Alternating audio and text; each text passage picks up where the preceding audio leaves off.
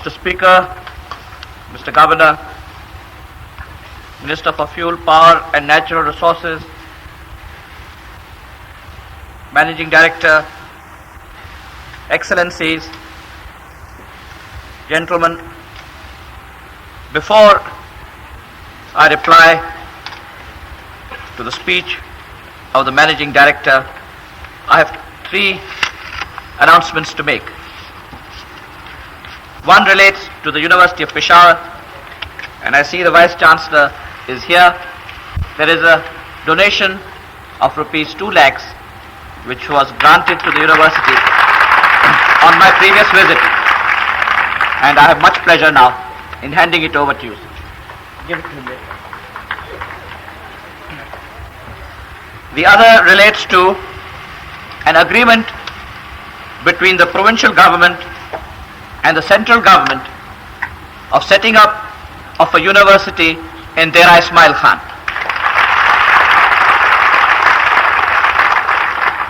Some terms and conditions have been incorporated in the agreement, which has been duly signed by the Minister for Education and the Chief Minister of Northwest Frontier Province, so that the work on the university can begin as soon as possible.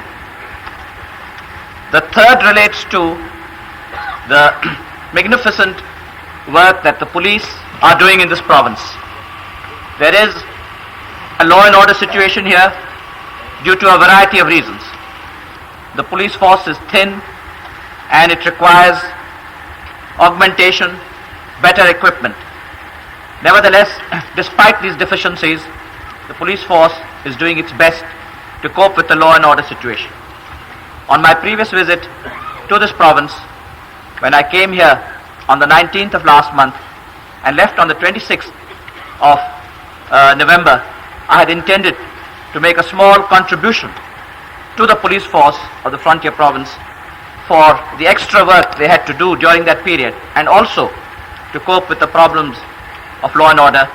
I now propose to make a token and a modest contribution of 100,000 rupees to the police force of Northwest Frontier Province.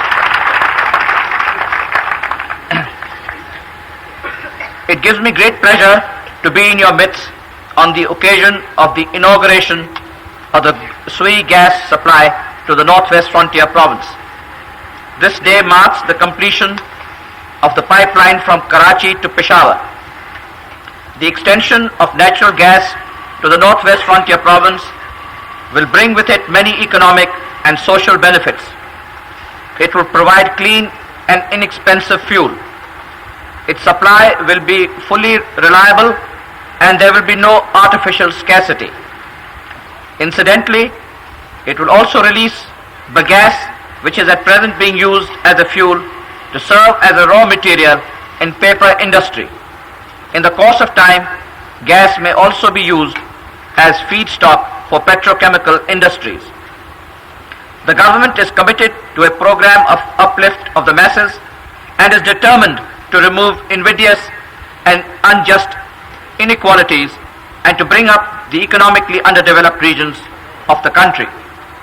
We have set up the Tribal Development Corporation for the amelioration of the economic conditions of the tribal areas, and quite recently I personally visited the far-flung places in the Northwest Frontier Province and the tribal belt, as well as those in the northern areas, to apprise myself of the conditions prevailing there. I take this opportunity of repeating my assurance that we will leave no stone unturned in bettering the lot of the people of the underdeveloped areas, indeed of the whole nation. With these objectives, the government has, so far as natural gas is concerned, taken up various projects to extend the pipelines to the underdeveloped regions of the country, and where this is not possible, to supply them liquefied petroleum gas so that the benefits of gas may be enjoyed by all. It is true that our efforts for the search of oil have not so far been rewarded adequately, but large reserves of natural gas have been discovered and efforts are afoot to search for new oil and gas reserves both on land and in the offshore areas. Oil and Gas Development Corporation and some other prospecting companies are carrying out geological studies in the Dera Ismail Khan, Banu, Kohat and North Waziristan areas with the object of locating possible oil and gas reserves. It has been stated that the recoverable reserves of gas so far discovered are estimated to be about 16.5 million cubic feet, and out of these less than 7% have so far been consumed. This undoubtedly is a very slow rate of utilization, particularly when we are dependent on oil imports which are rising every year. The share of natural gas in the overall energy consumption in Pakistan is only about 35%. This calls for maximizing our efforts to increase the utilization of natural gas so that a large share of our energy requirement is met by gas, thereby saving hard-earned foreign exchange being spent on the import of oil. Top priority needs to be accorded to the pipeline expansion, particularly to connect new areas and the underdeveloped regions in other provinces as well. I am pleased to learn about the progress made by Sui Northern Gas Pipeline Limited since its inception in 1964. The company has extended its transmission system from 301 to 1,183 miles after an investment of over rupees 57 crores. I am also happy to know about the cordial relations between the management and the workers of the company. This must have substantially contributed to the rapid development achieved by the company in such a short period of time. I hope that Sui Northern will continue to fulfill its role in the future expansion program for the supply of gas in the widest area and to the largest number of consumers for the benefit and welfare of our people.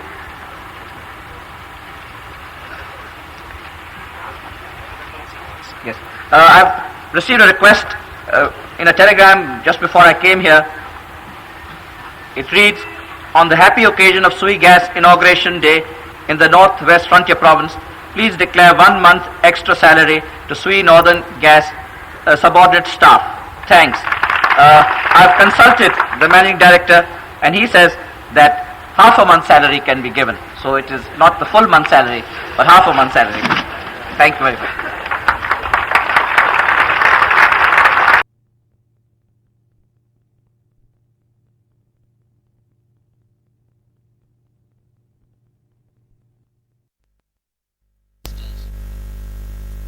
Assalamu alaikum. I cannot begin to speak today on any subject without first commenting on the sad and melancholy events of the 23rd of March. The 23rd of March is the National Day of Pakistan. It was on this day, 33 years ago, that the leadership of the Muslim League under the banner of the Quaid-e-Azam met at Lahore to pass the historic Pakistan resolution. And since that eventful day, the Muslims of the subcontinent have struggled relentlessly and heroically in the pursuit of the fulfillment of that resolution. And they triumphed over overwhelming odds. At times the odds were so great that it appeared as if the struggle would not reach its culmination, but it did. Under the indomitable leadership of Mr. Muhammad Ali Jinnah, our Quaid-e-Azam, Pakistan was achieved. And in these 25 years of tumultuous existence, tragically we have not yet been able to evolve a sensible equilibrium for our people and for our progeny. The events of December 1971 were traumatic, were most tragic, and many of us had hoped that from this terrible experience we would have learnt a number of fundamental lessons. And one of those lessons was to give shape and stability to what is left of Pakistan. to act within certain disciplined norms of democracy, to accept the other point of view, to be tolerant to the wishes of the majority as long as the majority is exercised through its elected representatives for a period of time, to live in a spirit of accommodation, of give and take. But unfortunately it seems that we have not yet learnt those basic lessons. Otherwise I fail to understand why some of our friends, or shall we say all of us, should have precipitated what took place on the 23rd of this month. I do not want to dilate on the events. A number of ministers have spoken on the subject. 2 governors have addressed you on this matter. Our friends in the opposition have given their version of it. I'd only like to say this much, that the 23rd of March is a day of celebration, or it ought to be a day of celebration and rejoicing. And for this reason, we participated in the parade, we held a parade, the armed forces showed their caliber, their worth, their magnificence on the parade ground. Many people came to participate in the rejoicing in the spirit of resuscitation for what is left of Pakistan. And it could not therefore be in our minds to mar this fine day by unpleasant events or by fratricidal tussles. And for this reason, we not only appealed to our friends in the opposition, we beseeched them to hold the day to hold their meeting 24 hours later. They could have said the same things that they wanted to say on the 23rd, and perhaps it would have been more appropriate for them to fulminate a day later than on the day which should be symbolic of national unity. They would not have in any way been prevented from doing so. We told them that the police would be extremely busy with the parade and with other arrangements, and that it would not be possible to provide the necessary security arrangements. We had also heard that about 10 to 15,000 armed people were to come in lorries and buses from Charsada and Sahabi. These people did come. They indulged in vitriolic and abusive slogan mongering in the streets, and it could not be called a public meeting. If it was a public meeting, it was a public meeting on wheels. It was an invasion. But even so, we tried to pacify the situation. We did not want to give some of the details about the arrangements. Some of our friends have said that the persons who came were searched and arms were not recovered from them.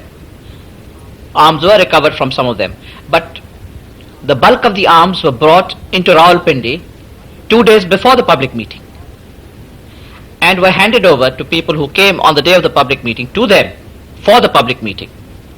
We didn't go into all these details. We tried to, as I said, pacify the situation. But despite our efforts, our friends are still trying to fan parochialism and try to take advantage of a perverse development. So much so that I hear that yesterday People's Party offices have been ransacked by masked men in Charsada and Utmanzai. I do not believe that there should be any retaliation. There are offices of other parties throughout the country, and I would request my friends, the workers of my party, that not to take any retaliatory measures. One retaliation leads to another, and the spiral keeps mounting. We therefore do not like to see the situation get into some excitable and uncontrollable breath. We'd like to bring it under control. We'd like to see normal conditions restored. And for this reason, I would like to appeal to all my friends and associates throughout the country that they should take a tolerant view of what has happened yesterday in Utmanzai and Charsada, and not to hit back. We cannot hit back our own brethren, our own flesh and blood. That is quite puerile. I would also request our friends in the opposition not to become desperate or lose their sense of balance and equanimity, but to retain a sense of composure, a sense of perspective, and to look at the problems of the country from that point of view. My friends, you might say that it's all very well to preach and to indulge in sanctimonious speeches, but what is the evidence of these words in tangible action? How can the sincerity of what you say be measured in concrete terms? It is difficult for me to make out a case for our own government, for your government. It is for you to judge. But at the same time, let me briefly mention the attitude of your government since it came into office towards the opposition in general and towards the whole concept of a democratic dispensation.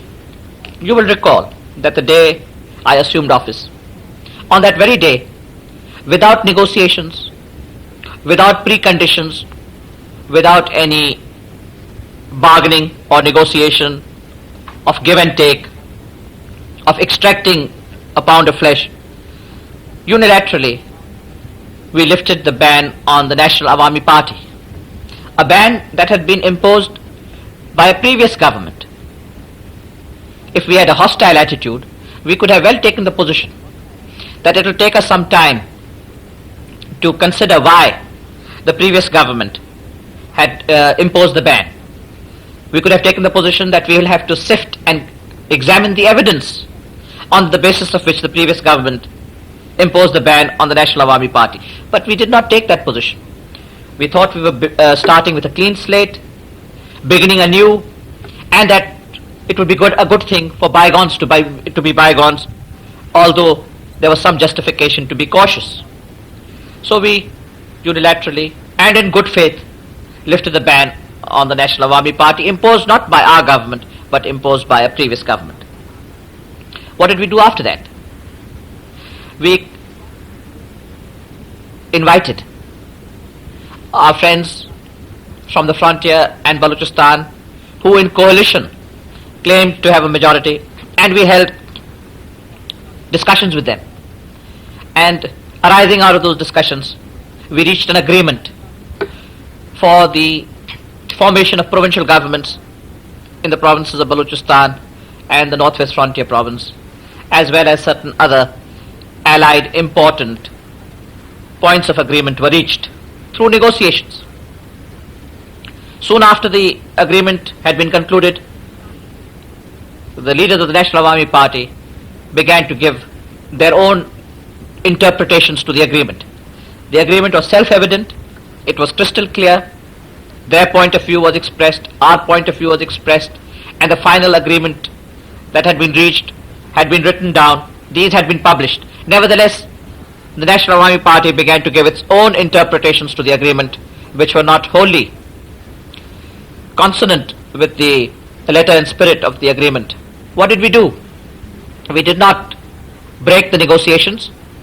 We did not, from our side, also violate the agreement, because once an agreement is violated by one party, the other party is also absorbed from the commitments of that agreement. But we did not take that position.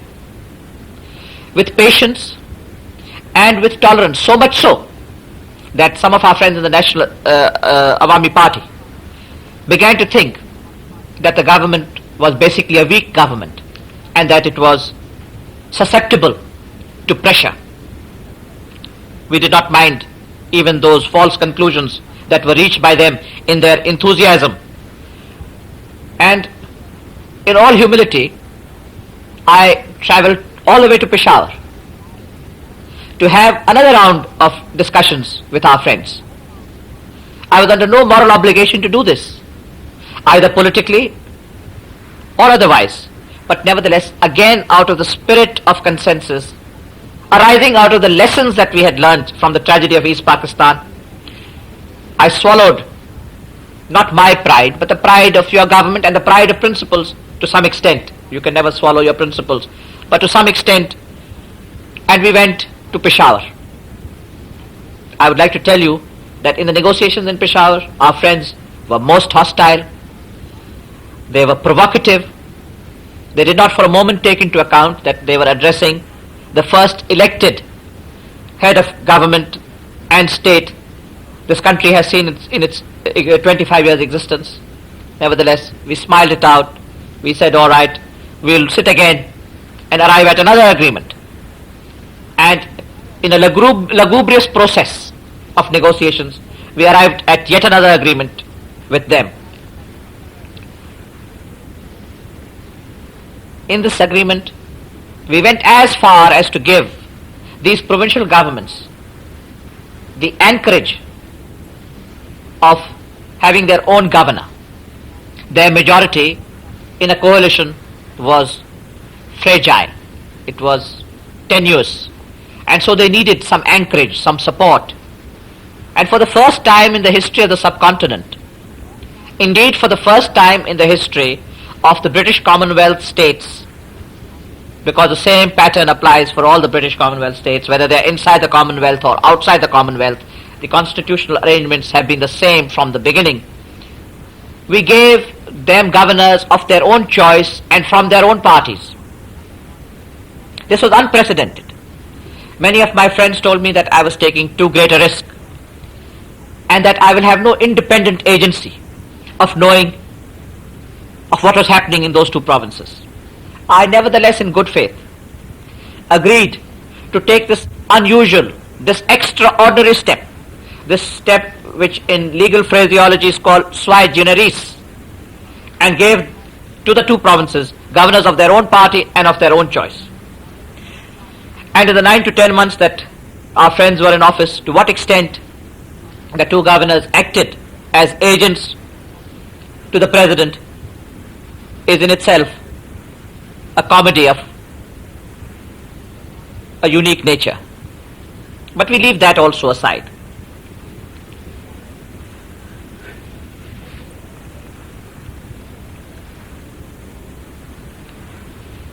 What about our attitude towards the opposition in general?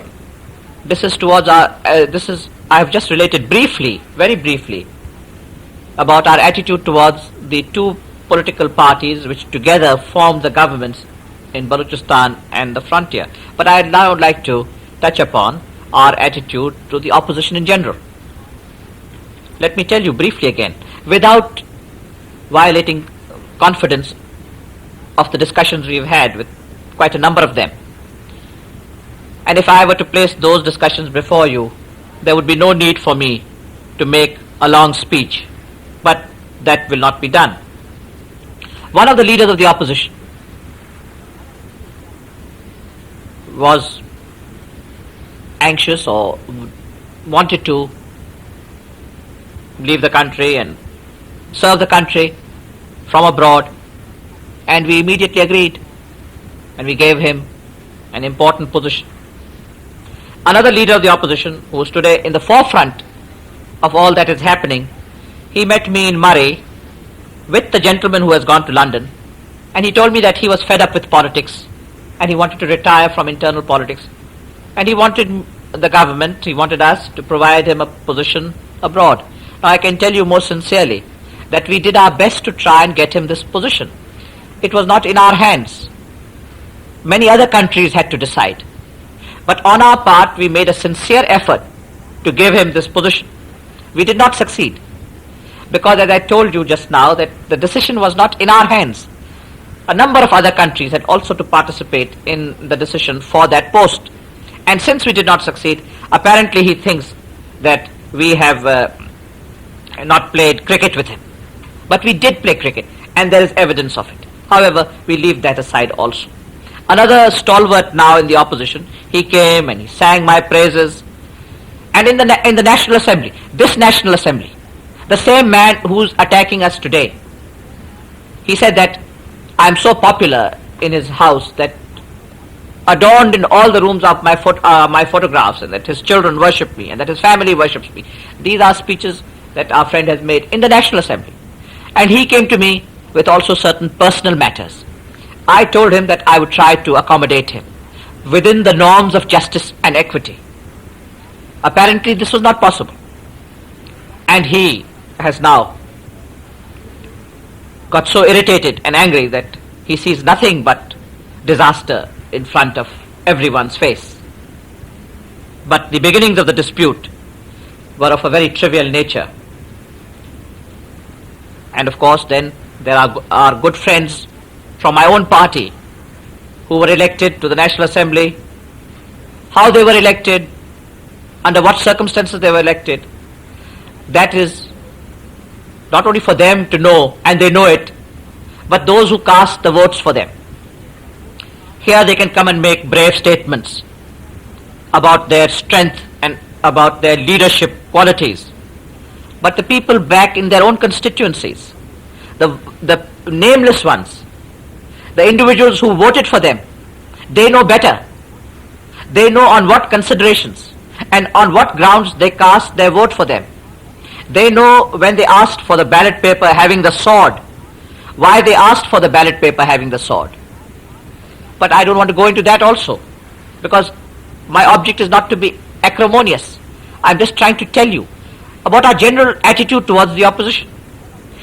Any opposition leader, whether he's an MNA or if he's even a worker of another party, I have tried to meet him. I've tried to accommodate to their point of view. I have given meetings and interviews to most of them. I have met them with respect. I have met them as equals. And that is because we believe in the democratic traditions. But it's not possible to satisfy each and every individual aspiration, and especially when those aspirations are unreasonable and extremely high. But nevertheless, we have done our best within the limits of equity, as I said, and the propriety of good government to accommodate their point of view. However, when that's not possible, they find here or there some vague or nebulous basis to try and give vent to their anger and their disappointment. Before going to Simla, I called almost all members of the opposition to Murray, and I had marathon discussions with them.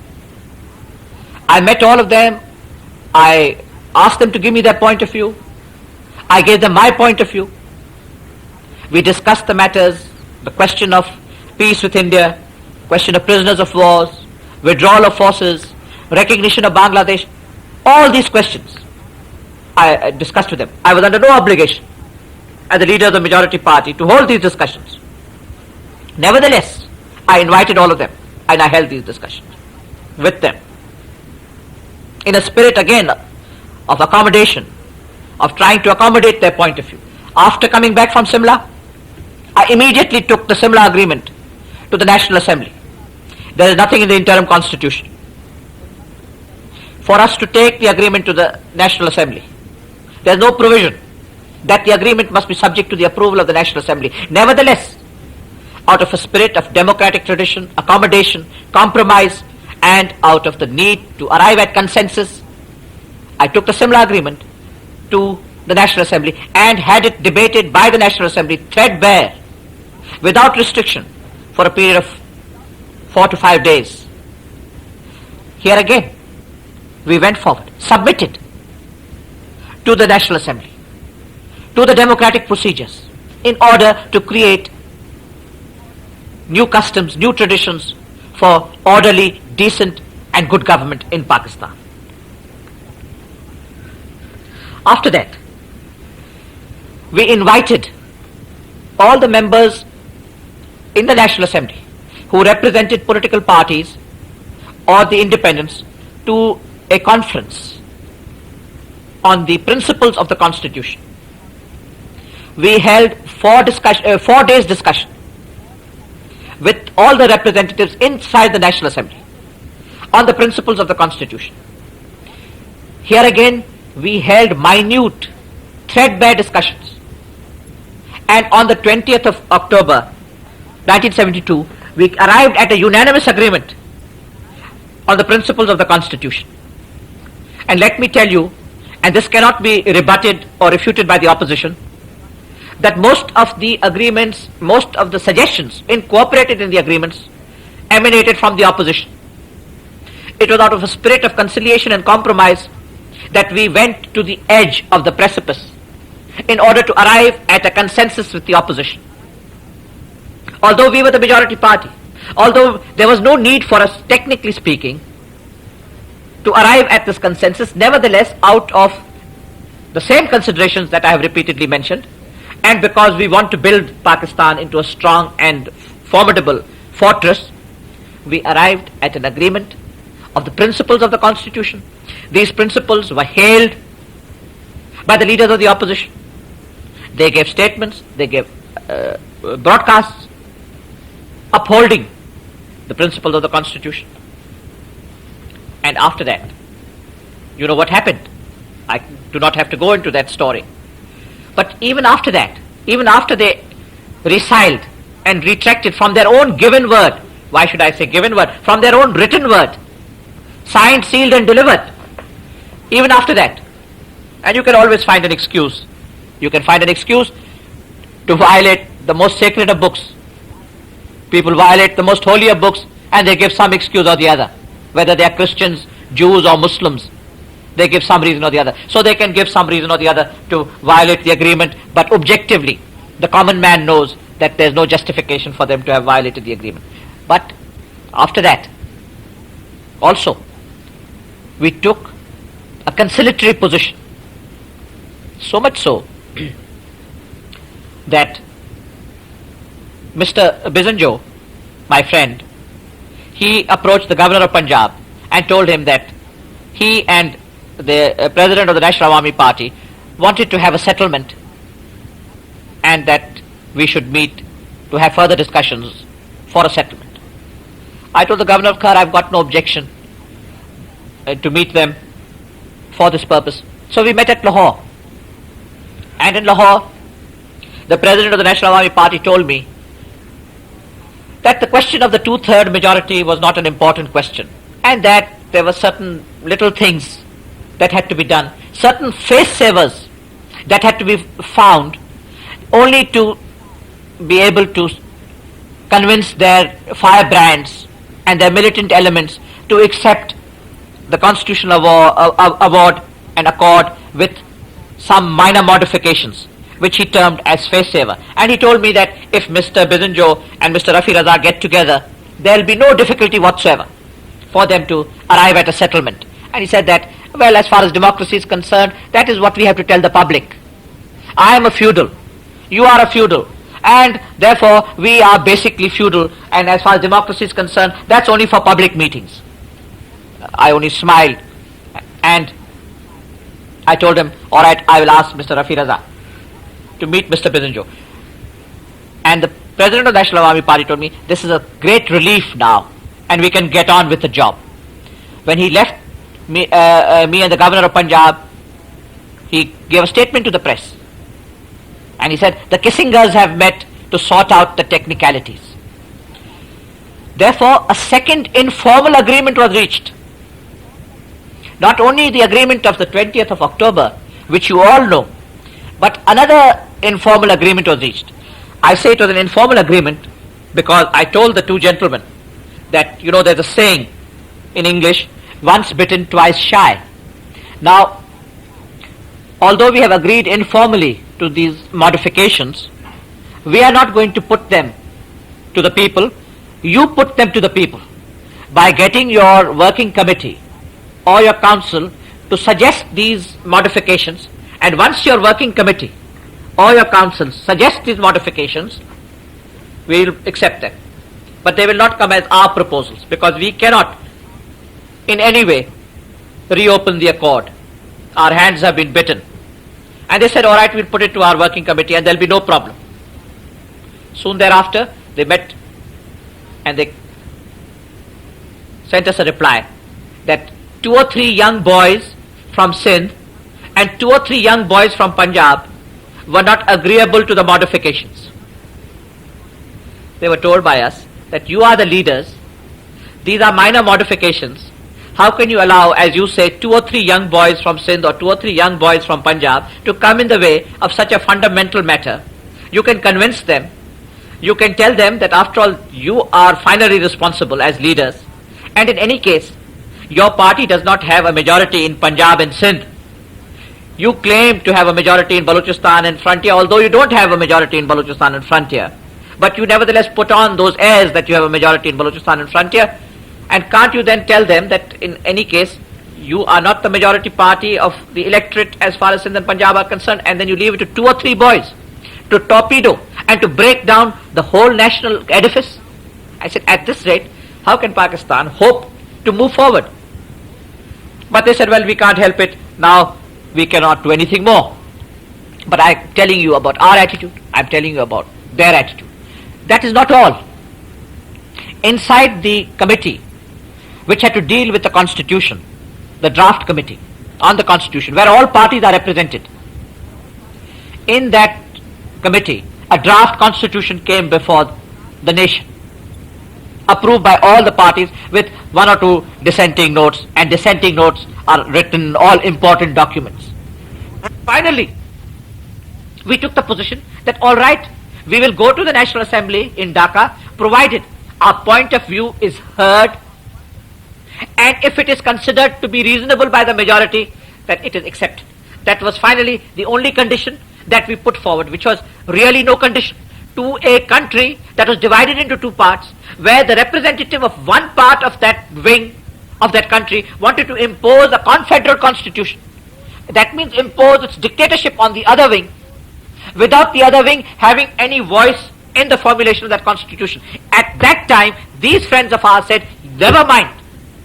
Whatever Mujibur Rahman wants to give, he has a right to give because he constitutes the majority. Now why are they saying that if even one member from Balochistan does not vote, it will not form a part of the federal structure? This is a federal constitution. This is not a confederal constitution. But even in a federal constitution, which is a constitution for one state and not for 2 states, they are taking the position that even if one member from Balochistan refuses to participate, then that constitution is not binding on Balochistan. When we said that we are a majority from Punjab and Sindh, which were the 2 most populous provinces of Pakistan, both in the Central Assembly as well in the provincial assemblies, at that time they said we are impeding the task of constitution making and coming in the way of the majority party, which was East Pakistan. Very strange that these people should have the audacity, that they should have the effrontery to indulge in this kind of double dealing. I tell you quite frankly, that never before in my life have I come across a norm of politics so lacking in scruples, so totally devoid of integrity. My dear friends, I say this because we stand by principles. We have always stood by principles. Principles to us are sacred. Because principles are sacred, we can, within the limitations of those principles, be flexible. Now, they tell us that we should recognize this UDI. I don't call it UDF because it is really a unilateral declaration of illegality, like the UDI of Rhodesia. This is a unilateral declaration of illegality. They tell us that we should deal with the UDI. I would have no objection to dealing with the UDI. This is no new monster that has come into being which terrifies us. But there are certain reasons why we cannot deal with the UDI. There are certain reasons based on principles. In the first place, UDI comprises of people who have been defeated in elections, like my friend Nawabzada Nasrullah Khan, people who were too afraid of contesting the elections, and I do not want to name them because they are saintly people, and a motley group of individuals. We recognize a political personality rooted in a political background and in a political mooring and a political situation. We cannot suddenly recognize little weasels that appear here and now. Pop, they come up, and pop, they go down. This has been our attitude from the beginning. You take the attitude of my party, party to DAC, Democratic Action Committee, which was set up in Dhaka. Many of these friends of ours joined DAC. We refused to go to DAC. We said We are prepared to discuss with political parties and political personalities separately. We are a political party. We cannot merge our political party, our political identity, our political struggle with something else for a short period of time which comes into being on account of an expedient ambition. Not for any lasting purpose or for lasting principles. That is a political party that goes through the whole vicissitude of life, the ebb and flow of political life, whether there's martial law, whether there's democracy, whether there's dictatorship, whether there's war and peace. That is the role of a political party. But not suddenly things that emerge for expedient considerations. Therefore, we did not deal with DAC for this reason. For the same reason, I did not go to the Round Table Conference. Because the Round Table Conference was not a conference based on principles. The whole object of the Round Table Conference was to keep afloat an individual who had been rejected by the people. How could we participate in that conglomeration of vehicles of expediency when we had known that the people had given their verdict against the perpetuation of that discredited individual? Therefore, we didn't touch the Round Table Conference. We kept our separate identity. Then, my friends, there came the combined opposition party during Yahya Khan's time. Again, these people got together. Not for any principles, but just to keep the People's Party out of office, out of power. Because the People's Party was the People's Party. Because the People's Party wanted to bring about reforms and changes. Therefore, they all got together. And they formed the COP. But we didn't deal with the COP. We refused to deal with the COP. For the same reason. So when we say we don't want to deal with UDI, that doesn't mean that we are allergic, that we have become frightened of this monster that has suddenly arisen. Whole approach and conviction to politics, that we will deal with recognized political entities. We will deal with Muslim League, we will deal with NAP, we will deal with Convention Muslim League, we will deal with Jamaat-e-Islam, because they are recognized political personalities which do not suddenly, out of some expedient, necessity, conglomerate and get together to pressurize and blackmail established authority, government established constitutionally by law. For this reason, we cannot deal with UDI as such, but that presents no problems. Constitution is to be made inside the assembly, by the assembly, not by the UDI, by people who have been rejected by the electorate. We are therefore prepared to talk and hold discussions with members of the National Assembly, leaders of political parties in the National Assembly. But we cannot deal with any body that suddenly emerges for an expedient cause and for purposes of blackmail, and that does not enjoy the mandate of the people. So there is no deadlock here. I've given the reasons why we cannot deal with this body. At the same time, the substance of the matter is something which we are quite competent to discuss inside the National Assembly with some of the individuals who claim to be today a part of this transient, passing little arrangement. Now, ladies and gentlemen, I've spoken for a great deal of time, but I've spoken to you after a long time, and I'm making an appeal to everyone, to every citizen of Pakistan, to every man, woman and child, to the laborer, to my peasant friends, to the ladies, to the women, to the children, to every citizen of Pakistan, as I said. But most of all, I'd like to speak to the students, appeal to them, the younger generation that was ever so kind to me. This is a generation which I adore, and I'm terribly fond of this generation. I can never forget that the youth of Pakistan gave me unanimous support when I left Ayub Khan's government in 1966.